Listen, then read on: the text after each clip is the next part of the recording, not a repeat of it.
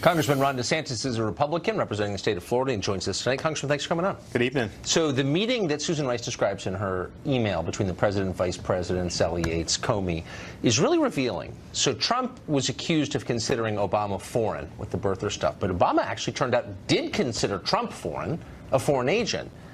Can a sitting president deny government documents, intelligence, to an incoming president? I don't see how you can do that. I mean, just think about what Yates was on to at the time with Michael Flynn met with Kislyak, the Russian ambassador. That was one of the reasons why she sent the FBI agents to Flynn once he got in the... So they were creating some type of boogeyman, really out of Flynn acting like any incoming national security advisor would. A president's authority and legitimacy comes from voters winning an election. That's what makes you the president.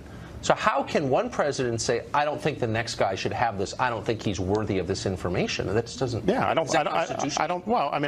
think it's improper to do that. And it's interesting, this January 5th meeting in the Oval with Comey, what did Comey do that very next day? That was when he briefed Trump on the dossier. He went to Trump Tower, he showed him the dossier. That eventually got leaked to CNN, and then that allowed the dossier to get put out into the bloodstream. Also, during this whole transition time, you have an unprecedented campaign of leaking classified information designed to put a cloud over Trump's incoming presidency. So I think Susan Rice has a lot of questions that she's going to have to answer. Why would you all of a sudden, right as you're leaving the White House, do that email saying Obama said do it by the book? It's just a really odd thing to do. She was trying to create a record, and the question is, why did she feel the need to do that? Well, what's the answer?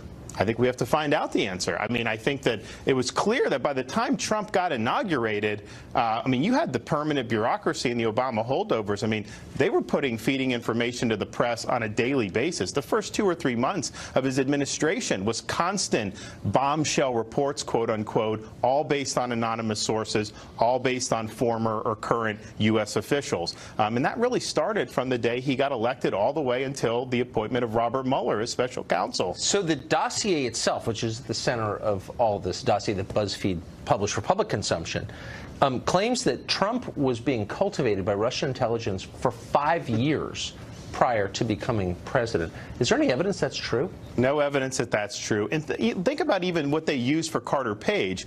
I mean, the idea that the Russian oil company, the energy company, was going to give him a 10% stake or 20% stake in a company that is so big, that would have been $10 billion that they were going to give to Carter Page, and the FBI used that to get surveillance. So the only thing that has definitely been corroborated is that Carter Page did travel to Russia during the campaign. He did that. He gave a public speech.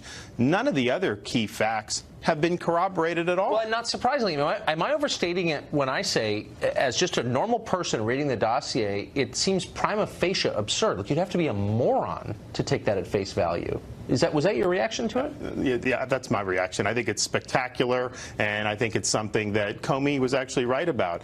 Salacious, but unverified. And yet they used it as the basis for spying. That's upsetting. They did. Congressman, thank you. Thank you. Good to see you.